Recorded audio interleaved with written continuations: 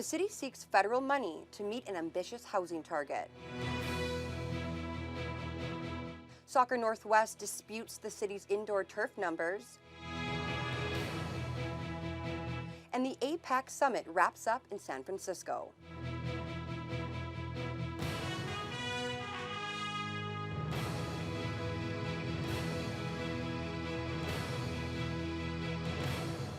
Good evening, and thank you for joining us. The City of Thunder Bay has set an ambitious goal of building 2,200 homes in just 3 years. It's tied to a funding application to the federal government.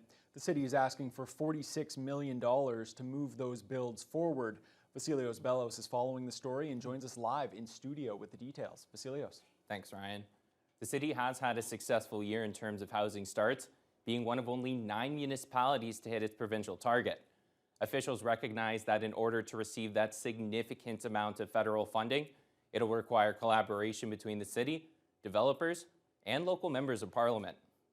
It's a historic push to build more housing in Thunder Bay. A day that we should mark as maybe the start of a new era. During a Friday news conference, it was announced that the city of Thunder Bay would be applying for $46 million from the Federal Housing Accelerator Fund to build 2,200 homes in just 3 years.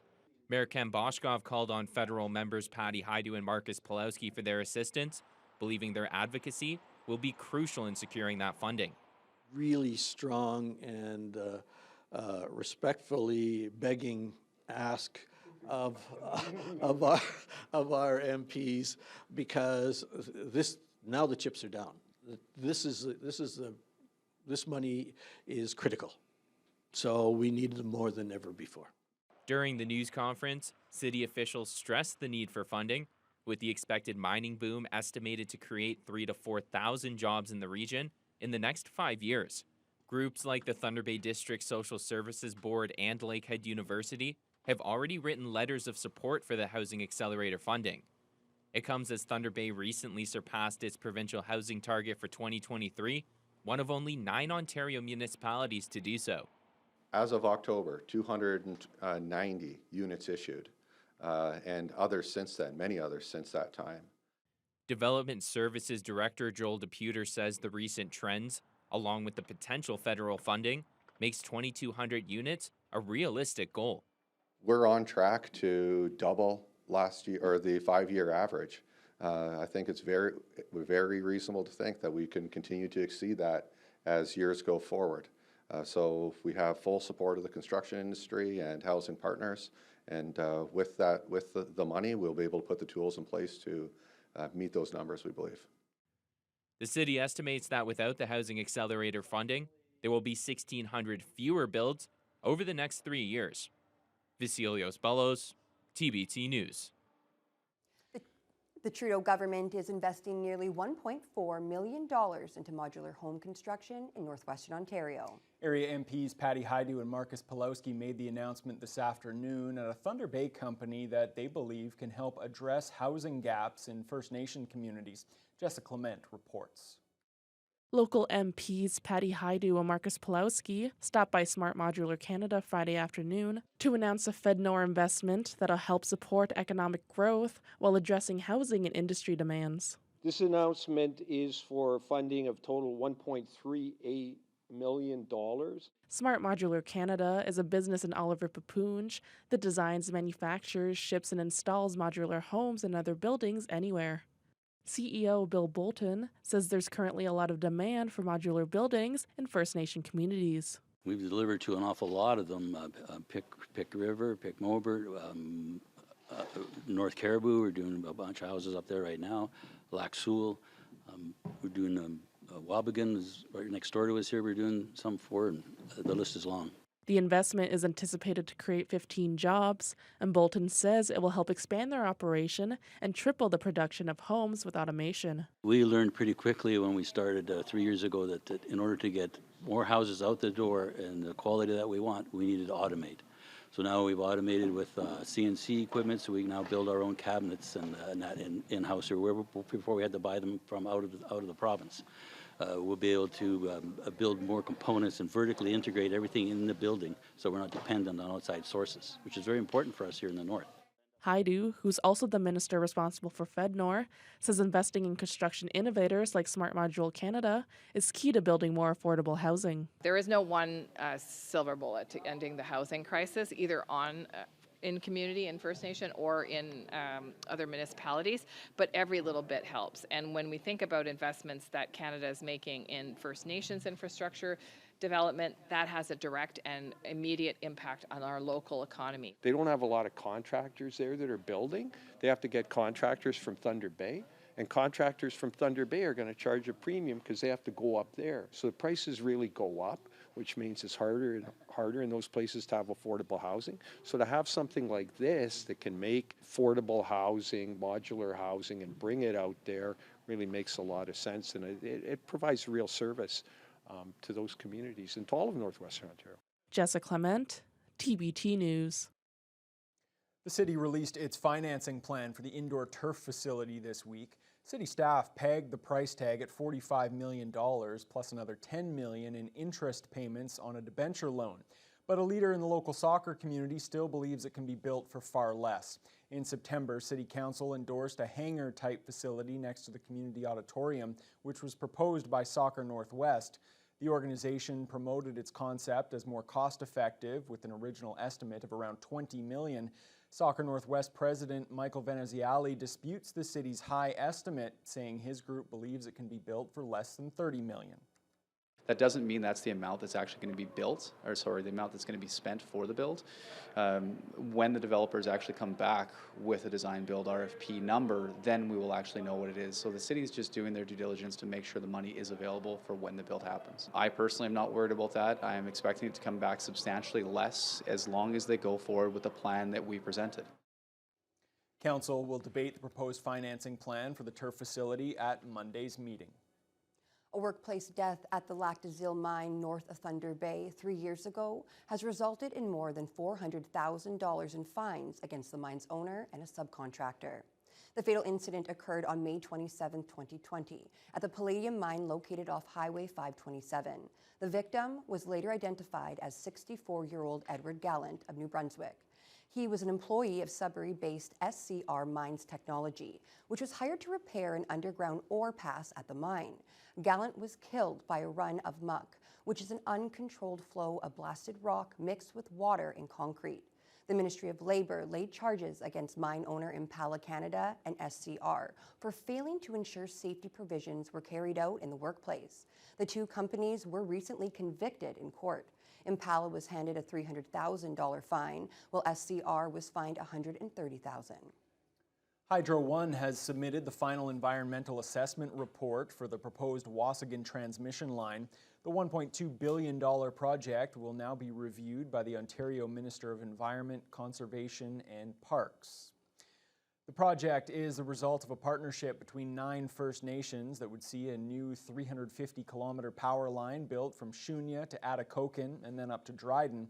The final report details engagement with the route selection process, identifying potential effects to the natural and economic environments, and listing measures that will be used to avoid or minimize negative effects of the project. Hydro One also insists it continues to work with residents along the proposed route to ensure those who want to stay in their homes can do so. We are in dialogue with a number of landowners as we are going through the actual land acquisition process. I'm pleased to say that the early access agreements for Phase 1 are up around 90%, which has allowed us to be able to get onto lands, do appraisals, present offers and so forth. And we've had an uptake of about 40% of permanent land rights from landowners as well.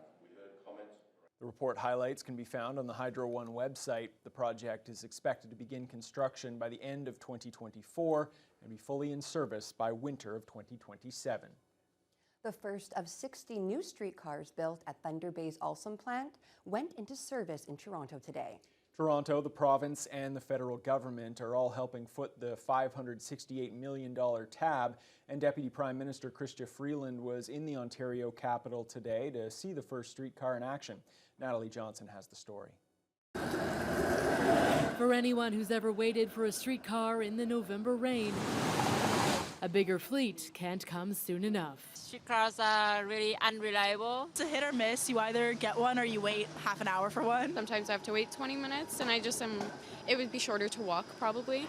But today, the first of 60 new streetcars went into service, with officials promising improved reliability for riders. These new streetcars are high capacity. That means a faster and more comfortable commute for the people of Toronto. And those seats look so clean and comfy. The $568 million in joint funding was announced 2 years ago. Now the new streetcars are rolling in. A small step forward for a city waiting on billions in transit funding for everything from new Line 2 subway cars to a dedicated busway along the Scarborough RT corridor, a waterfront LRT line, and more. We have lots of plans because as the city grows, the public transit system also grows. Meanwhile, a new TTC report recommends that the Transit Corp sign on to a fare integration plan with the province that would eliminate double fares for customers transferring between the TTC, GO Transit, and other GTA transit systems by early next year. The province will be 100% subsidizing the difference between the one fare between different transit agencies, so absolutely. We're looking forward to that. We believe this will happen by February. If approved by the board, it will make for fewer fares for Toronto Transit riders as they board those shiny new streetcars. That was CTV's Natalie Johnson reporting. A new government report says Ontario should put an end to its post-secondary tuition freeze and increase funding for colleges and universities. The report notes that institutions have been forced to rely more heavily on international student tuition since the freeze was implemented in 2019. Siobhan Morris has more details. Earlier this year, a government-appointed panel was tasked with taking a look at the finances of colleges and universities. They're out with their report now. They find that years of restraint have taken their toll, and it's going to take a concerted effort to right the ship. The panel is urging the government and students to dig deeper to rescue a system at serious risk. In 2019, tuition fees were cut by 10% and have been frozen ever since. To help close a fiscal gap, the panel recommends a 5% tuition bump next September, then annual increases of 2% or the rate of inflation, whichever is higher. With the current economic status, I think that would just be an additional burden on students unnecessarily. I think government should take on more responsibilities in that matter. It really shouldn't be on the students. The panel agrees Queen's Park should be pitching in more, highlighting that government funding here is lower than in any other part of the country. Ontario's per-student funding is just 44% for college students and 57% for university students. The panel calls for a 10% funding increase to colleges and universities to catch up with inflation, then at least 2% more each year going forward. But the government isn't ready to sign any checks. I have been clear that institutions will also need to review their spending and operating practices for any increase in funding to be considered. The panel warns if the government doesn't act, universities and colleges in particular will have to lean more heavily on international students. There aren't necessarily enough supports and housing for them, and those students pay much higher tuition. It gives me more stress and anxiety since my parents need to work a lot harder than the others for me to stay in the school. That obviously affects my general performance in class. The Minister of Colleges and Universities is reviewing the panel's report. It's not clear when she might have an answer on next steps. Siobhan Morris, CTV News. Northwest Region OPP says speed was a factor in a collision between two tractor-trailers on the Kenora Bypass, also known as Highway 17A, early Tuesday afternoon. There's no word yet on whether charges will be laid, but the OPP did post to social media saying that speeding led to the collision between the two transport trucks. According to police, the driver and passenger of one of the vehicles were transported to hospital with non-life-threatening injuries. Both transports sustained significant damage, and the highway was closed down to one lane for several hours. The investigation is ongoing. 4 teens have been charged with mischief for allegedly using a slingshot to fire steel ball bearings through windows throughout the North Core over the last 2 nights. Police say several victims initially thought they were bullet holes, but the accused, who are between 14 and 17 years old, were caught on surveillance video and were arrested on Red River Road. Thunder Bay Police are urging other victims who haven't yet come forward to do so. A large number of complaints from residents living off Dawson Road prompted Thunder Bay Police to conduct a multi-day traffic blitz on Master Street. The traffic unit has been cracking down on drivers who aren't obeying the signs. During the hours of 7 to 9 a.m. and 3:30 to 5:30 p.m., it's illegal to make a right turn off Dawson onto Masters and make left turns off Masters onto Dawson. Constable Jeff Carlson says many drivers use the street as a shortcut. Masters Street is considered to be a residential area and doesn't have any sidewalks. The fine for disobeying the signs is $110 plus 2 demerit points. Anytime you have a lot of vehicular traffic and pedestrians, there's always a higher risk of collisions, pedestrians getting hit. This roadway here has no sidewalks. So if there's people cycling or walking their dogs or walking with their children, they're on the side of the road. And as soon as you have more traffic, that the chance of an injury or a collision obviously increases. Carlson says over the past few days, officers stopped and fined over 75 drivers who made the illegal turn. Well, turning to weather now, Fiona, what a difference a day makes. These temperatures looking a little more like seasonal, but we've gotten used to well above that. Exactly, and although they may look seasonal, they're still actually above seasonal, which is a hard pill to swallow for some of us. But all in all, today was a beautiful day. Now, we started out with a low of -2 and wind chills hovering around -8, but we did warm up above the freezing mark, topping out at 4 with winds from the southwest 7 kilometers per hour to start the day. And then as the afternoon progressed, it has kicked up a little bit, up to 30 kilometers an hour under mostly cloudy skies. To the west, partly cloudy in Fort Frances. They warmed up to a high of 5 after starting out the day at -6, so they had a nice warm up. They're currently at 4 under partly cloudy conditions, and the night cools down a bit as you head further north into Kenora. They're at 2, 1 in Dryden, Red Lake also at 1. They had brief flurries pop up around noon today, and 1 Celsius. That's their high for the day, so they're definitely a little more closer to the seasonal values that they should be getting. As we head a little bit further east, temperatures dip further to 0 in Sioux Lookout, Armstrong at -1. Greenstone, they started the day at -6 and they warmed up to a glorious -4, whole 2 degrees. And at this hour at -5, they've got a wind chill of about -8 at this time. They did have lingering flurries for much of the day, flurries that were expected to have cleared out by about noon today, so it was still a little bit white out there. Along the North Shore, they're hovering either just slightly above or slightly below the freezing mark. Sault Ste. Marie held pretty steady at about 3 Celsius since 8 a.m. this morning. It wasn't until just about an hour ago that temperatures started to dip a little bit. They're currently at 1 under cloudy skies and some pretty gusty northwest winds. Now here in the city of Thunder Bay, we're looking to slip below the freezing mark once again to a low of -2 and wind chills of -6. That's under some patchy clouds, but winds are going to be relatively light, west-southwest, about 13 kilometers per hour, although there could be occasional gusty periods up to 33. And as we head into Saturday, well, the cooler temperatures are going to continue to sit in the region. We're not going to see below freezing temperatures in Thunder Bay. That is not just yet, but it is on the way, and I'll have more details on how long you're going to have to wait later on in the news hour. Okay, thanks a lot, Fiona.